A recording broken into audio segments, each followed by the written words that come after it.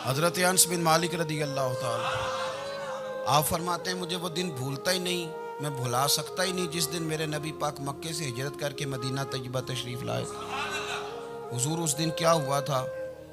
तो हज़रत अनस बिन मालिक फरमाते हैं सारी बीबियाँ छतों पे चढ़ गई, सारी औरतें अपने अपने काम में मसरूफ़ होती हैं। कोई किसी वजह से छत पे चढ़ जाए तो चढ़ जाए, सारी इकट्ठी तब भी चढ़ती हैं जब गली में कुछ और हो, जब कोई अनोखी बात। सारी बीबियाँ छतों पे चढ़ गईं, बच्चे दरख्तों के साथ चिमट गए और फरमाते हैं कि 70 के करीब लोग हुजूर की सवारी के आगे थे और बाकी सैकड़ों की तादाद से सवारी के पीछे थे। और फरमाते हैं ये अलग मंजर था। और ये मुस्लिम शरीफ में नारा मौजूद है, मुस्लिम शरीफ में, ये सही मुस्लिम में मौजूद है कि जब हुजूर मदीने आ रहे थे तो मदीने वाले नारा लगाते थे या मुहम्मदा या रसूल अल्लाह, और चलते हुए लगा रहे थे या मुहम्मदा या रसूल अल्लाह का वो नारा लगा रहे थे। और फिर हज़रत अनस बिन मालिक फरमाते हैं ये दो मंजर ये थे, एक तीसरा मंजर भी था।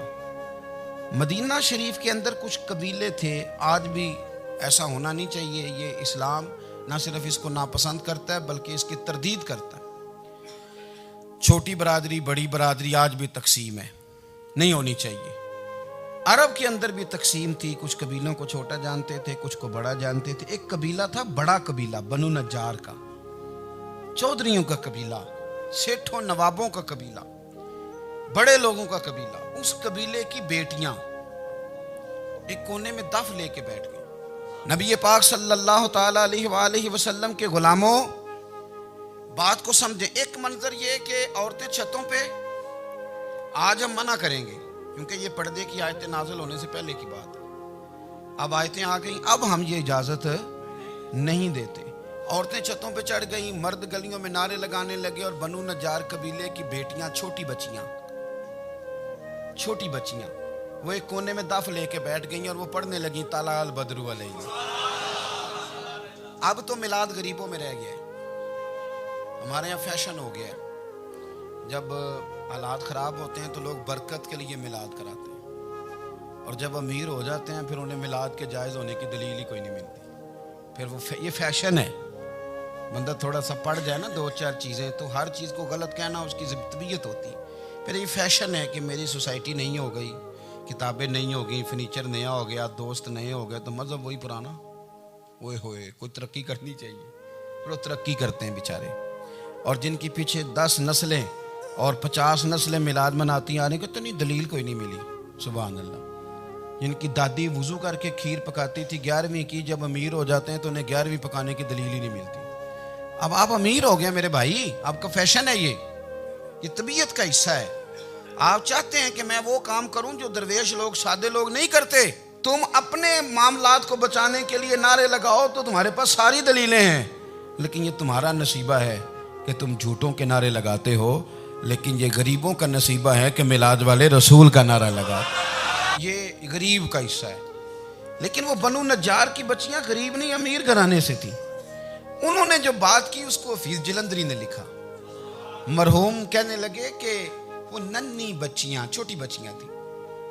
कहते वो नन्ही बच्चियां वहां बैठकर दफ बजाती थी और रसूल पाक की जानिब इशारे करके गाती थी और लोगों से कहती थी कि ये को हमारा पेशा नहीं दफ बजाना, हम तो चौधरियों की बेटियां हैं, हम तो बड़े खानदान से हैं। वो नन्ही बच्चियां जो बैठकर वहां दफ बजाती थी, रसूल पाक की जानिब इशारे करके गाती थी और कहती थी हम हैं बच्चियां नज्जार के आली घराने की, खुशी है आमिना के लाल के तशरीफ लाने। हमें बड़ी खुशी है आमिना के लाल के, खुशी है आमिना के लाल के, खुशी है आमिना के लाल के, हमें खुशी है आमिना के लाल के तशरीफ, खुशी है बस आमिना के लाल के तशरीफ। नबी पाक सल्लल्लाहु अलैहि वसल्लम से उम्मत का जज्बाती रिश्ता है। ये पहले दिन से ही अबू जाल कब मना करता था किसी मुसलमान को कि खाना काबा में नमाज ना पढ़ो, कहता पढ़ो। हज़रत सुहैब इब्ने सन्नान रूमी से उसने कहा कि आप अपने तरीके के मुताबिक, मुसलमानों के तरीके के मुताबिक काबे के अंदर नमाज पढ़ें, जो मर्जी करें। रोकते तो वो नबी पाक के करीब जाने से थे। वो मंडियों में बैठ जाते थे, हुजूर के करीब ना जाना, हुजूर के करीब ना जाना, हुजूर के करीब ना जाना। मेरी बात को आप समझे और हमेशा याद रखें, उम्मत का नबी पाक से जज्बाती रिश्ता, जज्बाती, ये जो रसूलुल्लाह की उम्मत है ये गुनाहगार हो सकती है पर अपने नबी की गद्दार नहीं होती। मैं आपको सही कह रहा हूँ। मेरे क्लीन शेव नौजवान के कान में आप जाके कहें नबी पाक, चाहे उसने नमाज ना पढ़ी हो, चाहे उसने दाढ़ी ना रखी हो, आप हुजूर का नाम लें, उसके रोंगटे खड़े हो जाते हैं, उसकी तबीयत, उसका दिल धक धक करता है, उसकी एक एक रूह से मुहम्मद मुहम्मद की आवाज़ें निकलती। ये फैज़ है रसूल पाक का और ये करम है अल्लाह का इस उम्मत के साथ। अमीर मिल्लत पीर जमात अली शाह साहब मुहद्दिस अली पूरी फरमाते हैं, एक जगह हिंदुओं का जलसा था, हिंदू पंडित तकरीर कर रहा था, उसने नबी पाक सल्लल्लाहु अलैहि वसल्लम की शान में माज़ अल्लाह को बेअदबी कर दी। मुसलमान थे ही नहीं, एक मुसलमान था, वो मलंग नहीं होते दौरी डंडे वाले, उसके पर रंगीन डंडा था, वो कहीं दूर बैठा था, तो उसने सुन ली, स्पीकर चल रहा था, तो वो डंडा लेके तो स्टेज पे चढ़ आया। वो कहता मैंने पंडित के सर में मारा एक ही है, पर मारा जरा सही करके।